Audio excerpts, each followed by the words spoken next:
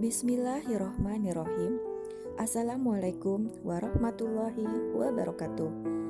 Wassalatu wassalamu ala habibina wa syafi'ina wa maulana Muhammadin sallallahu alaihi wasallam. Amma ba'd. Hai Uktifila, bertemu lagi dengan saya di channel YouTube Umi Hasti dalam Mutiara Soleha.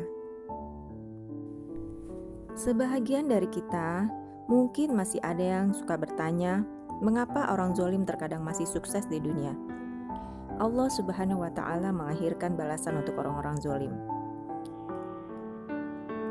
Mengapa orang-orang yang berbuat zolim terkadang seolah dibiarkan oleh Allah Subhanahu wa Ta'ala tanpa ada balasan tunai di dunia? Pada dasarnya, setiap kezoliman pasti akan berakhir dengan kehancuran. Sebagaimana yang terkutip dalam firman Allah Subhanahu wa Ta'ala di Quran surat Ibrahim ayat ke-42.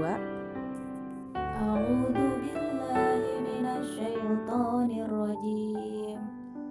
Wala tasabbannallaha ghafilan amma ya'malud dhalimun. Innama yu'akhiruhum liyaumin tashkhasu fihi al-absar. Yang artinya, dan janganlah engkau mengira bahwa Allah lengah dari apa yang diperbuat oleh orang yang zolim. Sesungguhnya Allah menangguhkan mereka sampai hari yang pada waktu itu mata mereka terbelalak.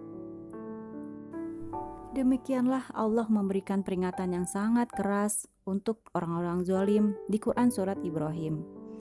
Dapat dikatakan, silakan orang-orang zolim itu melakukan segala cara untuk membentengi kezolimannya, tetapi Allah Subhanahu wa Ta'ala pastikan itu akan musnah. Sebab semua kezoliman tidak hanya melanggar syariatullah, tetapi juga sunatullah. Apapun kekuatan itu, jika melanggar ketentuan Allah, pasti akan hancur. Masih kurang apa kekuatan Fir'aun pada masa itu? Ternyata berakhir dengan cara yang sangat mengenaskan. Allah menenggelamkannya di Laut Merah. Kaum Ad dan juga kaum Samud dihancurkan dengan hukuman yang sangat pedih. Kaum Samud dihancurkan dengan tolgeah atau suara yang sangat keras, sedangkan kaum Ad dihancurkan dengan badai angin yang sangat dingin dan kencang selama 7 malam 8 hari. Terdapat di Quran surat Al-Haqqah ayat 5 sampai dengan 8. Itulah pelajaran supaya tidak ada lagi setelah itu orang-orang yang berbuat zolim.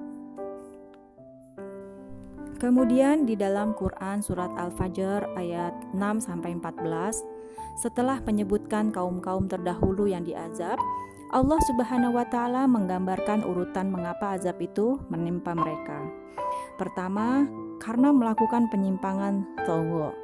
Dari penyimpangan itu muncullah yang kedua, banyaknya kerusakan seperti zina, korupsi, pembunuhan dan sebagainya. Lalu terjadilah yang ketiga, yaitu turunnya azab Allah Subhanahu wa Ta'ala. Fasabba 'alaihim rabbuka sauta azab. Disinilah Allah Subhanahu wa Ta'ala memastikan bahwa sekecil apapun perbuatan zalim itu tetap dalam pantauan Allah. Inna rabbaka labil mirsyad. Artinya, orang-orang yang beriman yang berada dalam kebenaran, optimislah selalu akan datangnya ke sebuah kemenangan. Teruslah bersabar dalam ketaatan, lakukan ikhtiar semaksimal kemampuan. Wal aqibatul lil muttaqin. Kemenangan kelak pasti akan berpihak kepada siapa yang benar. Terdapat di Quran surat Al-A'raf 128. Ayat ini sejatinya bagian dari nasihat Nabi Musa kepada kaumnya agar tetap bersama Allah dan bersabar pada saat dikejar-kejar Fir'aun. Dan setelah itu mereka menyaksikan langsung bagaimana Allah memenangkan mereka dan menenggelamkan Fir'aun dengan sehina-hinanya. Jadi tidak perlu berprasangka buruk kepada Allah dengan mengatakan mengapa orang-orang zalim itu dibiarkan dan kaum Yahudi di Palestina tetap bercokol atau sejenisnya yang lain. Dalam rumus Al-Quran itu ada istilah yang namanya istijraj. Seperti yang di Quran surat Al-A'raf, A'udzubillahi minasyaitonirrajim, yang artinya, dan orang-orang yang mendustakan ayat-ayat kami nanti kami akan menarik mereka dengan berangsur-angsur ke arah kebinasaan dengan cara yang tidak mereka ketahui. Masya Allah, bahwa ketika seseorang dimudahkan urusannya di dunia sementara, ia semakin berlumur kezaliman. Itu artinya ia sedang diulur, dan artinya sengaja Allah mudahkan baginya supaya dosanya seimbang dengan azab yang telah Allah tetapkan dan Allah persiapkan kelak nantinya. Sebagaimana yang Allah juga firmankan di Quran surat At-Tariq ayat ke-17, A'udzubillahi minasyaitonirrajim, famahilil kafirina amhilhum ruwaida, yang artinya tangguhkanlah orang-orang kafir itu, tangguhkanlah sedikit saja, sebab sengaja Allah akan menangguhkannya secara bertahap.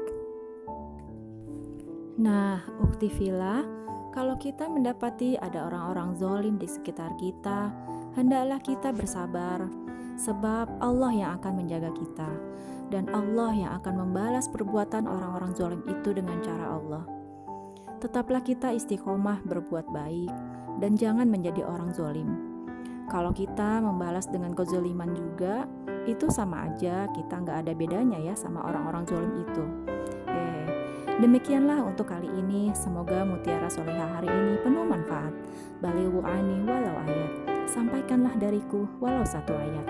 Jangan lupa subscribe, like, dan share, serta aktifkan loncengnya untuk mendapatkan ilmu yang bermanfaat berikutnya. Wabillahi taufiq wal hidayah. Wassalamualaikum warahmatullahi wabarakatuh.